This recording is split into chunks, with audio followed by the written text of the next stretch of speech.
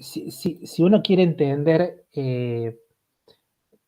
por qué el circuito de Shor es lo que es, o sea, la, ¿cómo se llama esto? La clase pasada había puesto yo cómo era el, el, el circuito, pero si uno no lo, digamos, sin entender el algoritmo de RCA, por ahí decir, bueno, pero ¿por qué hago estas operaciones? Es medio complicado. Así que la idea es que ustedes traten de leer, traten, digamos, lo hagan con alguna, con, con alguna, eh, con alguna dedicación. eh, y ahora vamos a caso. Baste. Este paper. El paper se llama Un método para obtener eh, firmas digitales y criptosistemas de llave pública. ¿Sí? El nombre es horrible, pero básicamente es sumamente descriptivo, al menos si uno le hace un poco de análisis semántico, eh, criptos, criptosistemas de llave pública, ya vamos a ver qué significa, ¿sí?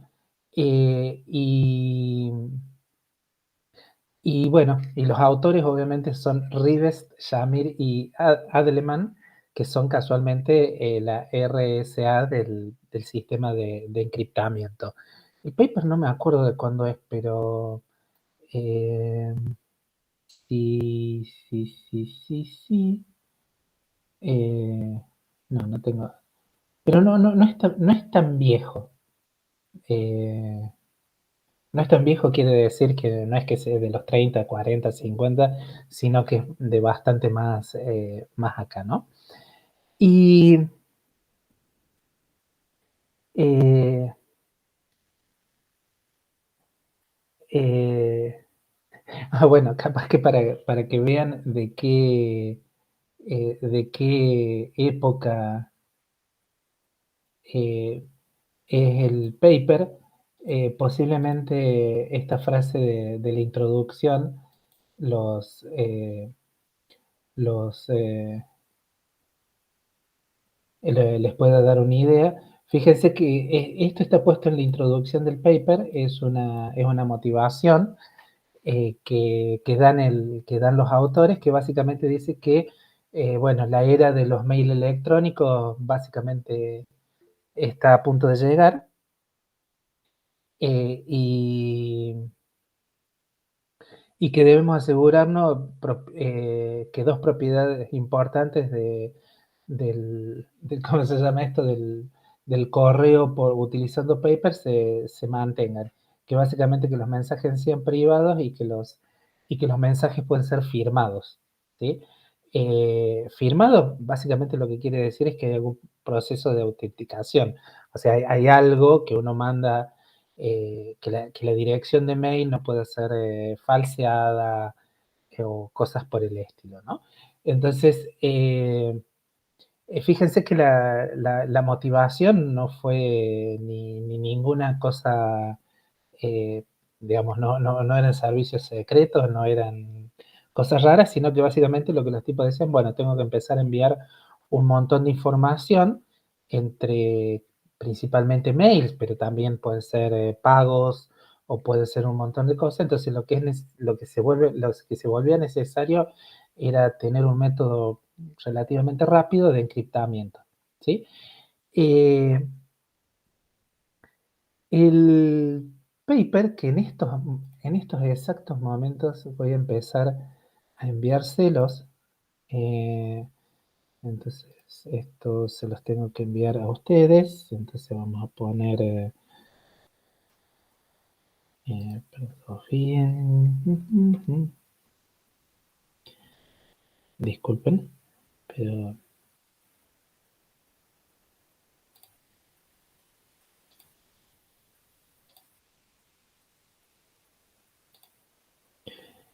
Ahí estamos todos los casos. Entonces acá voy en el asunto, paper RSA. Y vamos a proceder a...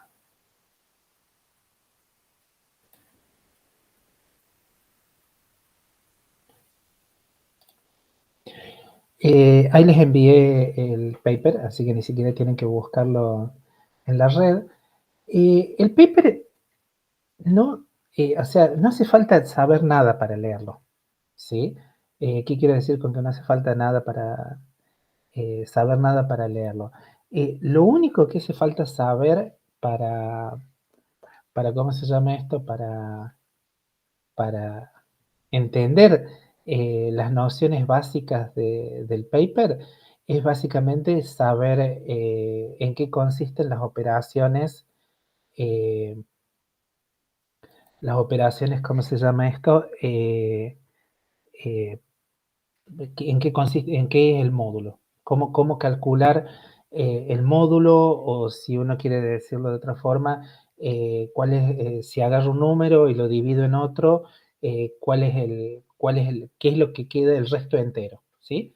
Si uno entiende la operación resto entero, está en condiciones de, de saber absolutamente todo lo que tiene este paper, ¿no? Entonces, yo les voy a dar algunas nociones muy básicas, ¿sí? Sobre, sobre el paper, pero básicamente a la parte que realmente nos interesa está en el abstract del paper. Si ya les llegó el paper, lo pueden estar leyendo. El abstract dice algo bastante sencillo. Dice que un mensaje es encriptado representándolo como un número entero, como un número, m, ¿sí? Hay que elevar m a una, fíjense que esto es lo que es particularmente interesante, a una potencia especificada que es pública, ¿ok? Elevar un número a una potencia no es nada raro, y y ahí tomando el resto, o sea, el resto entero, eso se refiere por el reminder, cuando el resultado es dividido por el producto público especificado n, donde n es el producto de dos números primos, que en principio uno no los conoce, pues, que esos números primos son p y q, ¿sí? O sea, fíjense que básicamente lo que está diciendo es que para encriptar, lo que uno tiene que hacer es al número, ¿por qué el número? Básicamente lo que se supone es que cualquier mensaje lo puedo transformar a un m, ¿sí? Entonces, vamos a hacer un dibujito ideológico de qué es lo que supuestamente estamos haciendo. Si tengo un mensaje, primero lo llevo a un número. Ese número es m. Si quiero mandar encriptado, no sé, la enciclopedia británica, eso no quiere decir necesariamente que voy a poder de una sola vez encriptarlo. Lo más probable es que uno tenga que dividir la enciclopedia británica en partes, y en una de esas lo que voy encriptando son distintas partes. Y eso ya vamos a ver por qué. Y básicamente encriptar lo que significa es que tengo un par EN, donde y N son conocidos.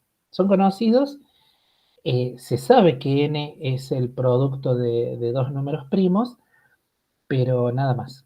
O sea, no se sabe cuáles son los dos primos que son específicos de, ¿cómo se llama esto?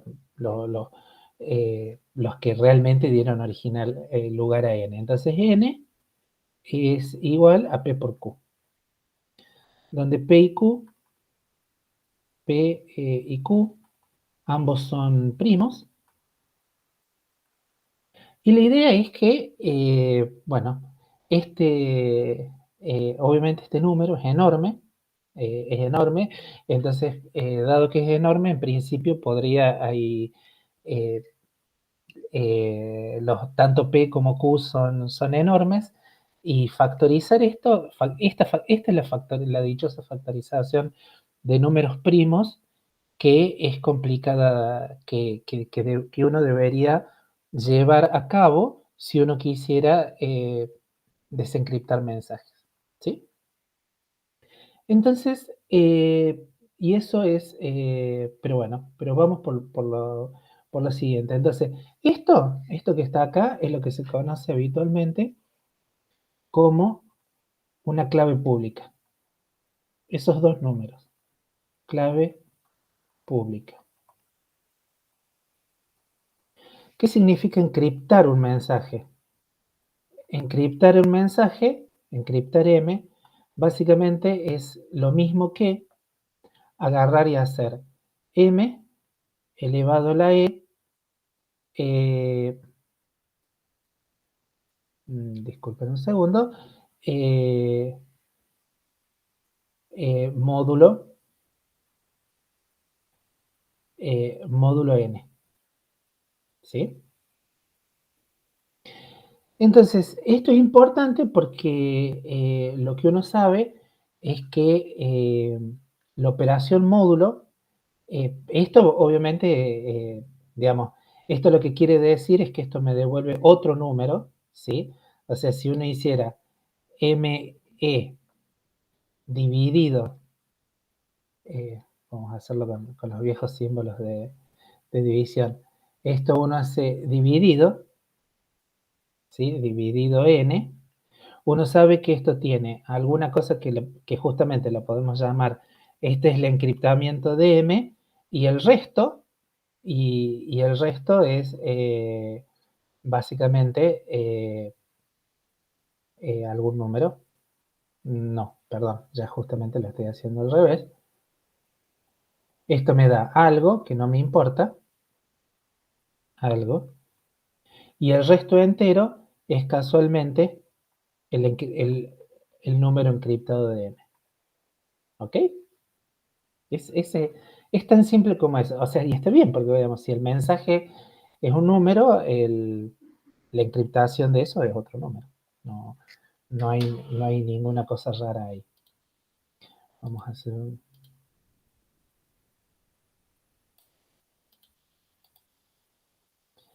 Bien, eso es supuestamente el contenido de la clave pública.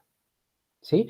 La clave pública está en todos los maileros, en todas las cosas, y es un número que uno puede acceder de una forma bastante simple, ¿no? Lo divertido es que además de la clave pública, está lo que se conoce como, y esta también es importante, como la clave privada.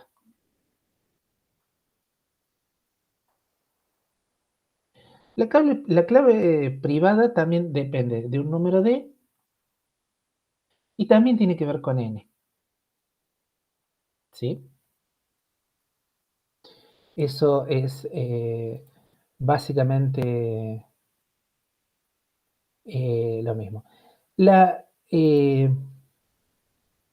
lo divertido de todo esto es que supuestamente a mí lo que me dicen es, si usted ahora agarra el desencriptamiento, lo que usted tiene que agarrar es eh, hacer, vamos a agarrarlo, perdón, al revés, el número que a usted le dieron, el número encriptado, usted lo tiene que elevar a la D, hacer esto, eh, ver cuánto es, divídalo en N, y el resto entero va a ser M. Acá será algo prima. ¿Sí? Todas estas operaciones son operaciones de números enteros. ¿Sí? Alguna gente, lo que le gusta poner es que básicamente es que ME, M a la E es, si no me equivoco, esa era la notación que usábamos en algún momento, es congruente a EM módulo N. ¿Sí? Mientras que acá uno dice que M es equivalente a todo está bárbaro, es congruente a M a la D, perdón.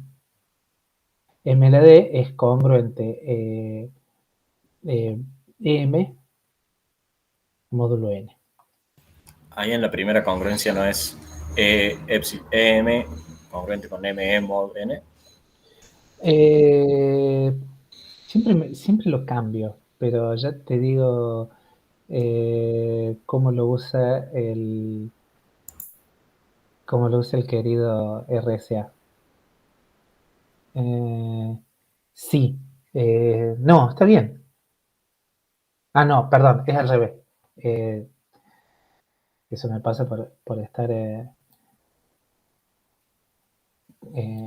inventando. Esto es C, está bien, es C, no, EM, que es C. EM es congruente a ME módulo N. Que creo que así es lo que habías dicho vos. Y obviamente acá M es congruente a EM a la D módulo N. Si todo, digamos, está bien, el resto está acá y eso es congruente a esto módulo cosa. Está perfecto. Sí. Si usamos congruencias así. Perfecto. Entonces, fíjense que de alguna forma el secreto de todo esto es que uno podría decir, la exponenciación con E y D, ¿sí? La exponenciación con E y D módulo M es básicamente la operación identidad. ¿Ok? Así que eso es bastante razonable. El punto es que E es conocido, ¿sí? Lo que no es conocido es D. Y además lo que uno también se da cuenta es que no, el valor de D debe ser elegido de alguna forma sumamente particular, ¿sí? Esa forma muy particular también depende básicamente, eso es lo que explica el paper, básicamente E y D están relacionados con que E y D son módulo 1, módulo, el módulo de, y acá es donde uno lo puede escribir raro, P-1 por Q-1.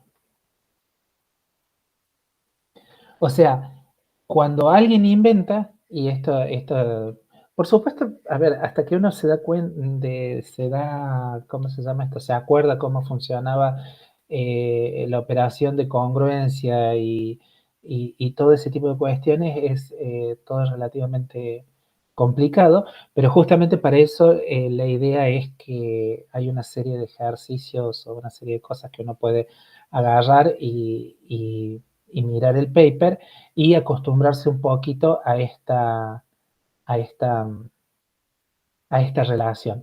¿Por qué? Porque básicamente si recordamos ahora lo que figuraba en el Nosson-Janovsky, básicamente en algún momento también decía que había que ver cuáles eran las propiedades de ¿cómo se llama esto?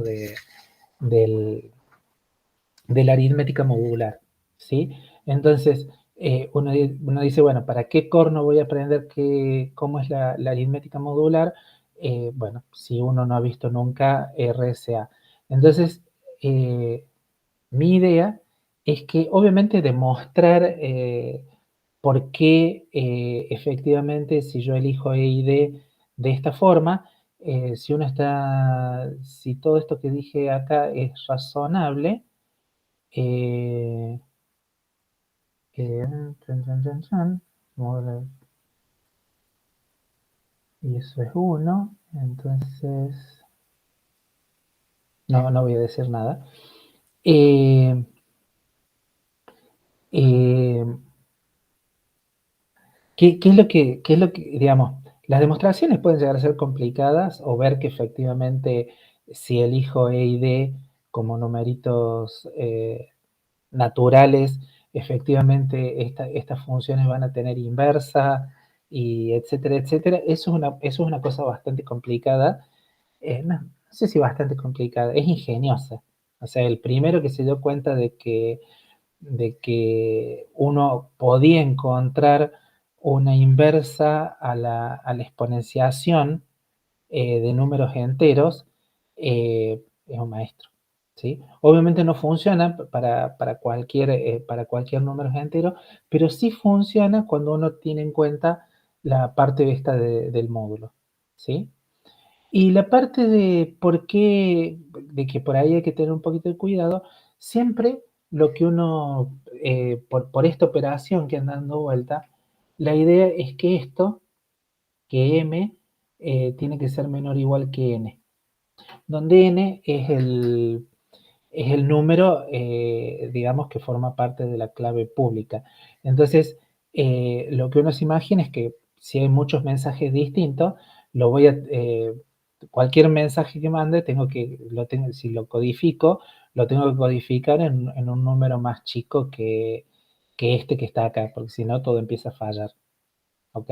Entonces, realmente, ¿cómo es la parte práctica del encriptamiento? Eso realmente no nos vamos a meter mucho, o sea, cómo se reparten bloques, qué sé yo, pero el paper este, por ejemplo, nos enseña más o menos rápidamente cómo se puede encriptar y desencriptar un mensaje corto, ¿sí?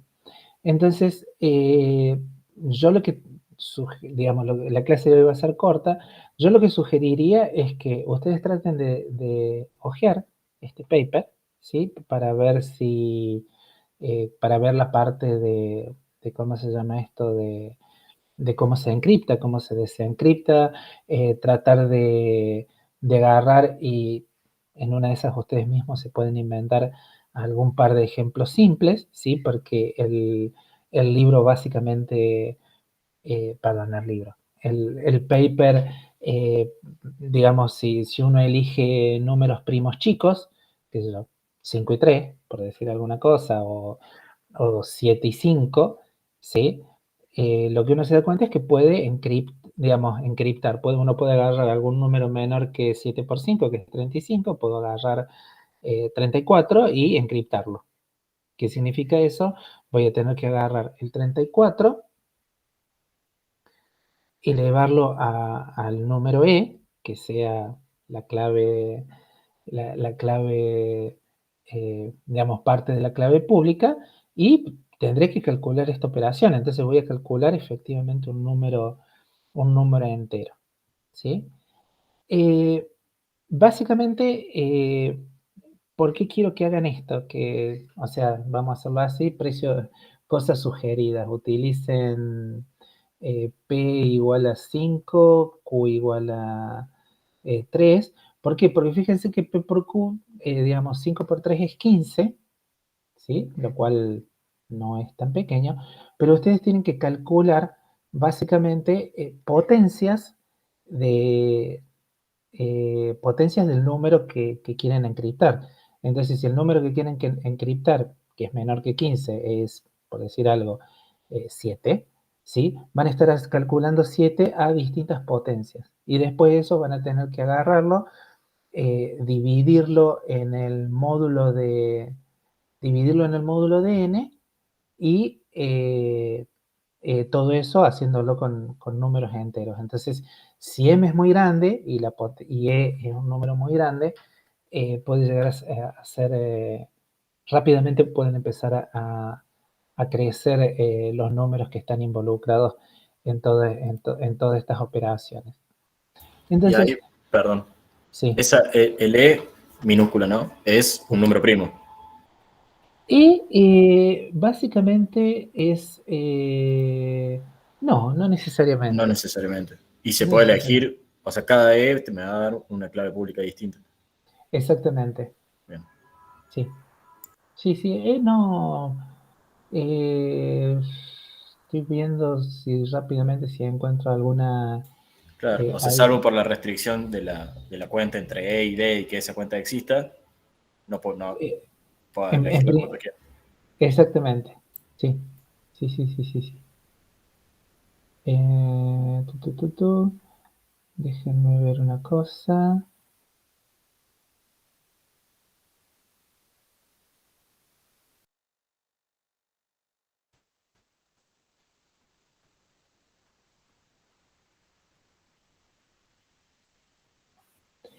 Bueno,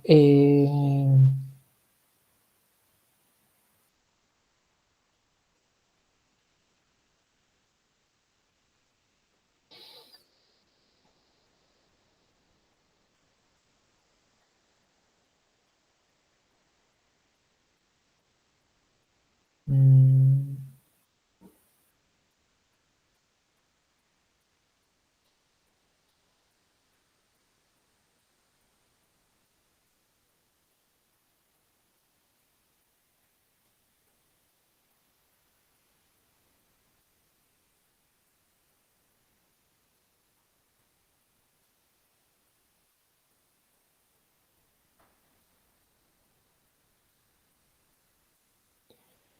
D en principio. Ahora, vamos, vamos. Porque en una esa, un segundo. Tan, tan, tan. No, está bien. Eh,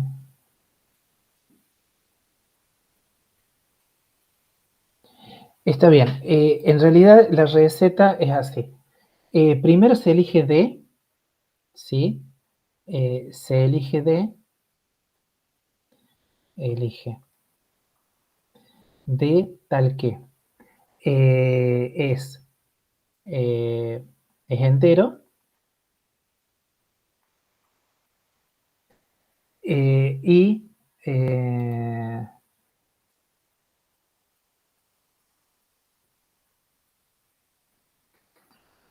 eh, lo que uno necesita es que sea, y tiene, vamos a ponerlo así, y tiene que ser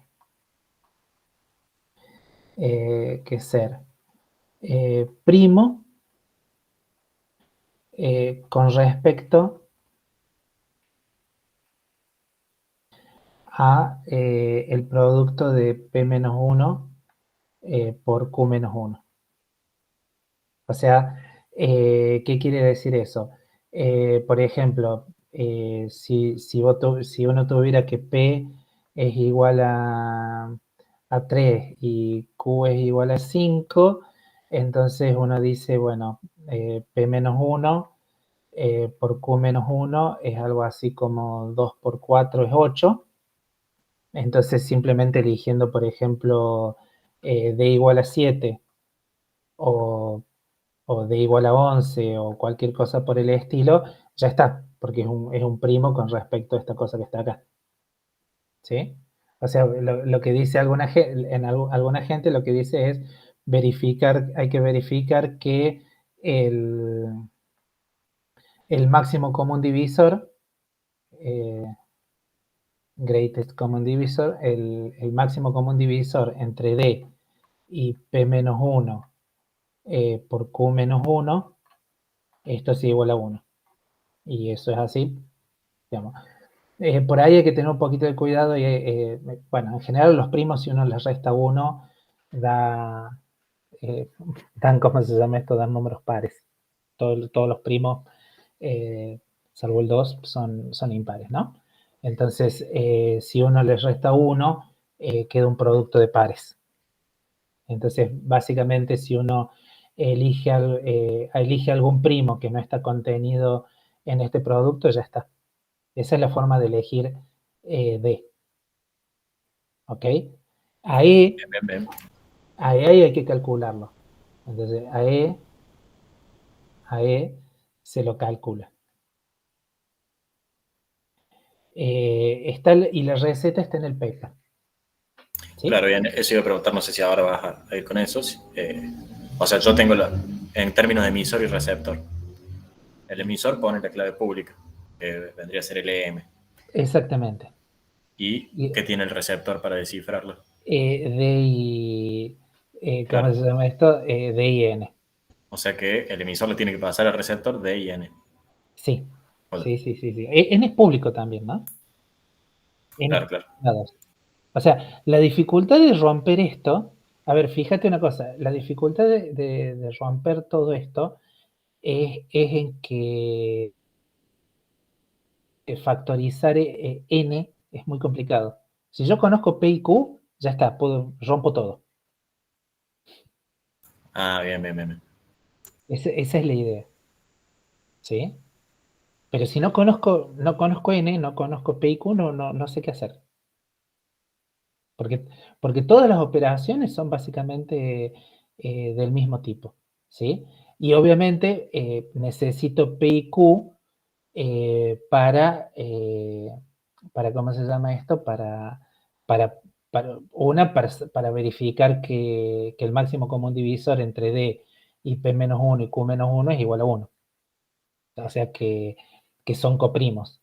Esto que está acá es lo mismo que decir que D con este producto son coprimos, ¿no? Sí, sí, sí. Bien. Esa es la receta. Y después ahí se lo calcula, pero bueno, lo que yo diría es que traten de leer algo del paper para, para ver, por ejemplo, cómo se calcula E. ¿Sí? Básicamente está en la página 10, cómo calcular E y algunas cosas, cómo elegir D y demás. ¿Sí? De hecho, ahí en el paper hay un hermoso ejemplo y está bueno porque vamos a copiar esta. No. Eh, Les dice cómo proceder. Ya está todo trabajado. Les dice, eligen P y Q como 47 y 59, que son dos primos.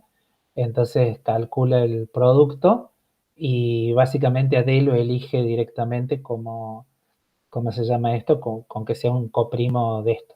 Digamos, fíjense que es un primo que básicamente está entre 47 y 50, así que no gastó mucho cerebro en calcularlo esto. Y después esta función está definida en el paper y bueno, estaría bueno que lo vean, porque acá básicamente explica cómo calcular E, ¿sí? Entonces, en principio con eso ya deberían poder encriptar y desencriptar mensajes utilizando el algoritmo RSA, ¿sí? Entonces, básicamente, a ver, hay un montón de cosas que no hace falta, leer, ¿sí? Acá no se acaba el ejemplo, básicamente agarre vamos a decirlo así. Uy, pero no fue Julio César el que dijo esto. Eh, Básicamente después lo aplica en el paper, lo aplica a un mensaje de texto. Agarra y dice, bueno, eh, cómo se puede codificar este mensaje, ¿sí? Básicamente utilizando números binarios. Y bueno, y la otra cosa divertida que tiene el paper es que justamente muestra cómo se puede hacer todo para, digamos, si uno pone todos los números en binario, o sea, básicamente pone P, Q, el N, E y D, todo en números binarios, todo se puede hacer de una forma bastante simple y razonable, donde simple y razonable quiere decir, bueno, hay que, hay que agarrar y ¿cómo se llama esto? Y trabajar un poco, ¿sí? Entonces, eh, volviendo al coso, yo el resumen del método es este, no hay nada más. Todo el método RCA está contemplado, por así decirlo acá. Son básicamente exponenciaciones, divisiones enteras en las cuales uno tiene que calcular el resto y se acabó. Y, y si bien eso dicho así parece como bastante sencillo, la dificultad intrínseca que tiene es que es puramente cómo encontrar cuáles son los dos factores de este número, del número n. Lo cual es, desde todo punto de vista, maravilloso. Entonces, si yo lo que diría es, lean lo suficiente del paper como para entender qué cosas efectivamente hay que calcular y qué cosas no hay que calcular, ¿sí? Ahí hay una prueba bastante razonable de por qué efectivamente hacer estas dos exponenciaciones modulares, que habitualmente en la jerga se la suele denominar así, por qué elevar a la d y a la e módulo n, porque una es la operación inversa del otro, ¿sí?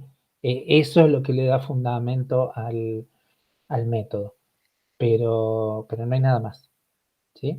Entonces, ¿por qué quiero que hagan esto? Porque cuando el método, digamos, Janowski asume que, bueno, como él apunta a gente que hace computación, asume que RCA es algo muy conocido y que la exponenciación modular es una operación conocida y que RSA de alguna forma también es conocido, ¿sí? Entonces, después de que, básicamente, lo que después el algoritmo de Shor lo que tiene que hacer en una parte es justamente implementar la operación exponenciación modular, ¿sí? Si, si bueno, eso es, a ver, lo único que, a ver, no, vamos a quedarnos ahí que, o a ver, lo tengo a mano, disculpen un segundo, eso tiene que estar acá, tiene que estar acá.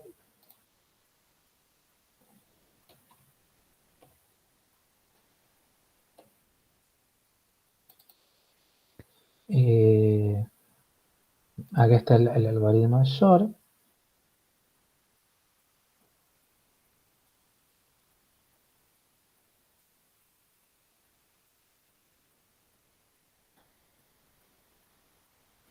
Bueno,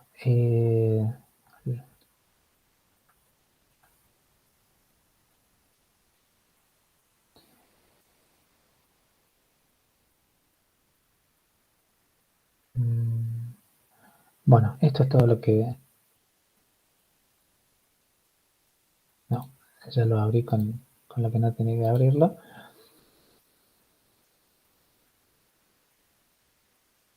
Ahí estamos. Cuando miren, o sea, la otra tarea que tienen que hacer para, para, no es una tarea, es simplemente mirarlo para motivarse. Eh, el, el Janowski empieza, por ejemplo, hablando de estas cosas en el algoritmo de Shor.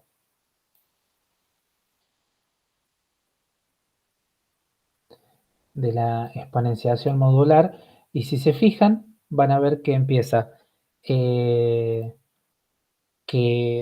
diciendo que hay que repasar lo que es la aritmética modular, ¿sí? Y, y después de que habla de la aritmética modular, empieza a hablar de otras cosas, de unas cosas muy divertidas que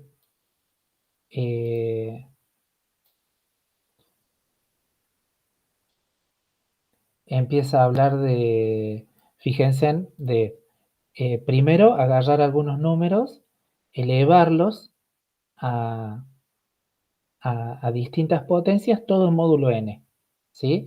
Y que básicamente necesitan, poder, digamos, que hay una función que va a hacer falta, que es básicamente ¿cómo se llama esto? Una función que tiene que ver con una base A, con un numerito A, que uno lo elige, que básicamente lo elige coprimo a n. Este n es el n de RCA, o sea, n es el producto de los primos, ¿sí? Es realmente el número que, que forma parte de la clave pública, ¿no? Y este A es algún número que uno elige y que va a utilizar la exponenciación modular. Fíjense que de vuelta la exponenciación modular es lo que está en la base del encriptamiento, ¿sí? Entonces, lo divertido que hace algo muy divertido que está metido en el algoritmo de Shor es que dice, bueno, pero yo no sé, en principio, puede ser que no conozca cuánto es E o cuánto es D, ¿sí? Pero, y eso es lo más divertido de la mecánica cuántica, es que en una de esas uno puede agarrar y decir, bueno, si no conozco cuánto vale E, en una de esas podría agarrar y decir, bueno, ¿por qué no evalúo toda la, si conozco cuál es la base, en una de esas puedo agarrar una base y elevarlo ¿cómo se llama esto? A todas las potencias, a todos los valores posibles que pueda asumir E, ¿sí? Fíjense que E, como dijimos que es coprimo con básicamente con P-1 por Q-1, en general E va a ser un número que es mucho menor que N, ¿sí? Entonces, en una de esas, uno podría agarrar y decir, bueno, para tratar de adivinar cuánto es este número E, en una de esas puedo agarrar y decir, puedo evaluar eh, eh, si tengo algún número A, que es el M, puedo agarrarlo y evaluarlo a un montón de potencias distintas. ¿Por qué no? Y bueno, y a alguna le va a acertar. Y eso es lo que está detrás del algoritmo de Shor, ¿sí? En el algoritmo de Shor se evalúa esta función, ¿sí? Que es agarrar un numerito A y elevarlo a un montón de potencias, donde esas potencias son todas las potencias compatibles que puedo poner en un circuito, ¿sí? Entonces, para que quede claro cuál es la magia del algoritmo de Shor, necesito que lean un poco el paper de RCA, ¿ok? Y entonces, por eso es que les estoy dando el RCA para que jueguen con el, con el, con lo de, ¿cómo se llama esto? Con encriptar, desencriptar y ese tipo de cuestiones. Por las dudas, si cuando hacen el ejemplo del muchacho, ¿cómo se llama esto? Del paper RCA, algunas de las potencias que hay que calcular son demasiado grandes, ¿sí? Hay un par de trucos que los pueden buscar en la red o simplemente lo pueden buscar en el Janowski, que dice cómo se pueden calcular estas potencias tan grandes en forma sencilla, en forma relativamente sencilla. ¿Ok? Hay un par de identidades que tienen que ver con cuando uno hace exponenciación modular que pueden servir para calcular iterativamente. Digamos, uno dice, 948 al cuadrado, al cubo, a la cuarta, esos son números razonables, esto es un número del orden de 1000, una calculadora básicamente hasta los 100 millones o cosas por el estilo, 1000 millones, una calculadora ¿cómo se llama esto? De las que suelen venir con el Ubuntu funciona. Ya para potencias más grandes hay que tener un poco más de cuidado. Y también una advertencia, la computadora en su versión científica que tiene Ubuntu calcula justamente, tiene metida aritmética modular en algún lado. Así que puede llegar a ser divertido para calcular algunos de los numeritos que andan dando vuelta. Entonces, básicamente el deber 4, por así decirlo, es agarrar y bueno, repasar todo este ejemplo y encriptando y desencriptando. Y mostrar, bueno, qué sé yo, que por parte, digamos, que cuando desencripto 1655 voy a parar a 0500, ese tipo de cuestiones, ¿sí? Pero bueno, y por último, pueden buscar en su educación clásica quién fue en realidad quien dijo esto, que no fue Julio César, sino que fue un senador romano cuando Catón, si no me equivoco, dio un discurso en el Senado de Roma. Pero bueno, entonces, deber leer esto, tratar de entenderlo, tratar de leer un poco el tema de RCA y lo suficiente como para entender por qué acá puede elegir D igual a 157 y cómo es que calcula E. ¿Ok? Eso es lo que realmente lo que hay que leer. Y después cómo se encripta y cómo se desencripta está descrito en el paper. ¿Ok? No tengo nada para decir.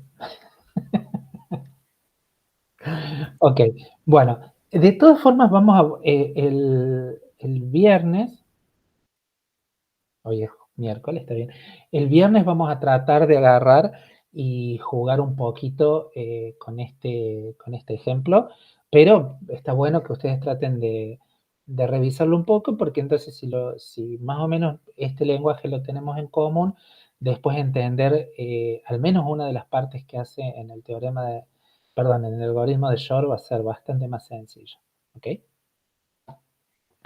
Eh, nos, yo eso era todo lo que tenía para decir hoy.